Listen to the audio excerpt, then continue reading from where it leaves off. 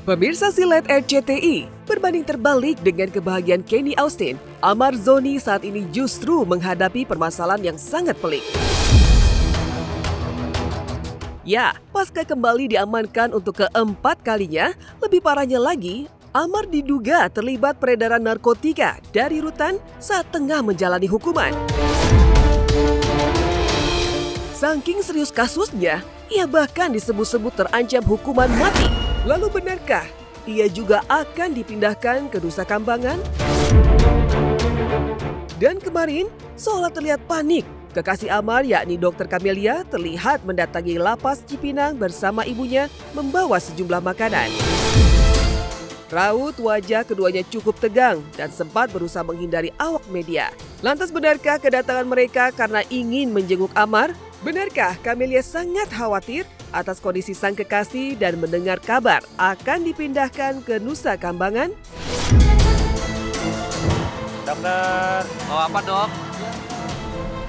Ngobrol sedikit aja dok, tadi di dalam gimana dok? Di dalam gimana dok? Ada nggak? Aku Bang Amar. Cuma nganterin ibu doang, Tadi bawa apa aja dok? Enggak ada ketemu Bang Amar, enggak ketemu. Karena saya itu sakit, jadi saya nggak bisa bawa mobil sendiri, terus ini kan mau dilaksanakan lagi gitu, pas kebetulan saya itu minta tolong lah untuk bisa dianterin ke sini. Nggak ada ketemu. Ya ini bukan waktu kunjungan ya. Sebelum kejadian ini juga udah mulai intens kan jenguknya, yang tadinya sebulan sekali, seminggu sekali, sekarang tuh seminggu 2 kali nih sebenarnya. Enggak lah, kan belum terbukti, kecuali kalau mungkin kalau udah terbukti, lagi pula kan belum sidang juga, jadi jangan berasumsi dulu gimana-gimananya. Nanti fakta persidangan yang bisa menentukan itu gitu, nanti lihat saksi-saksinya, lihat bukti-buktinya gitu kan. Di tengah dugaan kasus berat yang menimpa Amar Zoni, Dr. Camelia pun mencurahkan isi hatinya kepada tim silet. Ia mengaku sempat syok saat mengetahui sang kekasih kembali terjerat kasus, padahal tengah menanti kebebasan. Selain membantah terlibat peredaran narkoba di dalam lapas, Camelia dan kuasa hukum akan mengajukan PK atau peninjauan kembali atas kasus Amar, sekaligus mematahkan seluruh pernyataan Chris Rian, sang manajer yang sempat ramai di media, mengaku keluarga kecewa dan tak peduli lagi. Udah nangis-nangisan kita berdua kemarin di kejaksaan, shock banget gitu gimana, tapi balik lagi Allah tuh menguji kita, pasti Allah tahu kalau kita mampu. No, itu kan baru berduga loh, jangan salah, pengedar, pengepul, pecandu itu beda ya kan. Kan ini Bang Amar diberitain itu pengepul sebenarnya, jaksa juga bilang kemarin saya dengarnya tuh pengepul ya kalau saya tidak salah, baru diduga pengepul gitu. Tapi kan belum terbukti itu benar atau enggaknya, makanya saya balik lagi, nanti kita tengok aja di fakta persidangannya. Buat Bang Amar tetap sabar, banyak doa, yang bisa ngerubahnya ini cuma Allah gitu kan. Diduga sebagai pengedar dan ini benar terjadi ya, saya juga sebagai sahabat hilang respect sih. Berarti dia adalah salah satu, walaupun sahabat saya adalah salah satu orang yang menghancurkan generasi muda bangsa, Jujur, saya kecewa sekali. Kemarin juga habis kontekan juga sama pihak keluarga ya, Adik Zoni, Panji, ya kami semua merasa kecewa. Sampai juga dengan ada statement dari kejaksaan bahwa sudah ada tersangkanya dan Amar diduga terlibat. Sehingga padahal sebentar lagi dia akan bebas gitu. Saya kayaknya juga nggak akan menjenguk, sudah cukup bantuan dari saya. Saya, ibu, dan adik-adiknya yang ngurus Chris Rian tidak pernah muncul sama sekali dari bulan itu. Jadi ketika kejadian ini, ya dia nggak tahu apa-apa. Saya tidak tahu menahu soal abang saya seperti apa ini diberitakan, tapi saya yakin abang saya bukan orang seperti itu.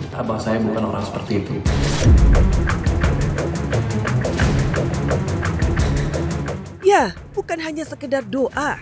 Namun Camelia juga menunjukkan kesetiaan yang luar biasa terhadap Amar Zoni. Ia bahkan mengaku akan tetap mendampingi sang kekasih hingga permasalahannya terselesaikan.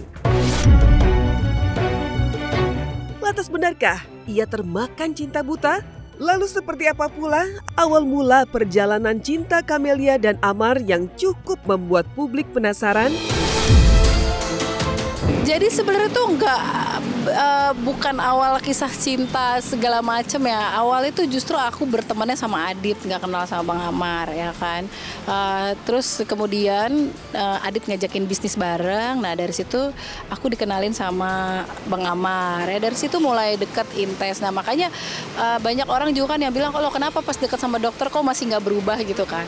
Karena kan Agustus baru kenal, kira-kira Januari emang udah ada hubungan tapi nggak seintens sekarang gitu. Nah jadi kan masih terlalu deket kan dari Agustus, September, Oktober tuh berapa bulan gitu. Jadi salah banget gitu kalau Bang Amar tuh nggak berubah. Jadi abis kejadian Januari itu Bang Amar tuh banyak banget berubahnya. Mungkin sebagian kecewa, mungkin sebagian tidak tahu kan gitu. Mungkin sebagian melihat saya buta gitu kan. Banyak yang kecewa, banyak yang tidak tahu kejadiannya seperti apa. Tapi saya tekankan di sini, saya akan tetap stay dengan Bang Amar sampai masalahnya ini selesai. Kita semua manusia, jangan sampai hilang rasa cinta. Kita doain, kita dukung. Pokoknya teman-teman yang kena musibah, kita doakan semoga cepat keluar dari musibahnya, cepat baik lagi, cepat balik lagi di jalan yang benar. Dan kita semua jangan juga merasa paling benar. Mudah-mudahan kita bisa selalu dilindungi sama Allah. Kita semua manusia, jangan sampai hilang rasa peduli. Pemirsa, sementara itu pasca membuat heboh mengaku kebobolan dan kini hamil anak ketiga, bener gak sih Lesti Kejora sampai ngidam masak dan makan bersama Ngario? Lalu gimana ya cerita bisa sampai kebobolan di saat Lesya baru berusia 9 bulan? Adakah resiko hamil padahal baru saja operasi sesar 9 bulan lalu? Senada dengan kebahagiaan Lesti nih pemirsa, seperti apa ya momen bucin Stefy Zamora kepada Nino Fernandez di tengah usia kehamilan Stefy 7 bulan? Dan jangan lewatkan juga potret manis Sarwenda dan Jiol yang liburan bersama ke Korea Selatan. Beritanya sesaat lagi, jangan kemana-mana, tetap di Silat.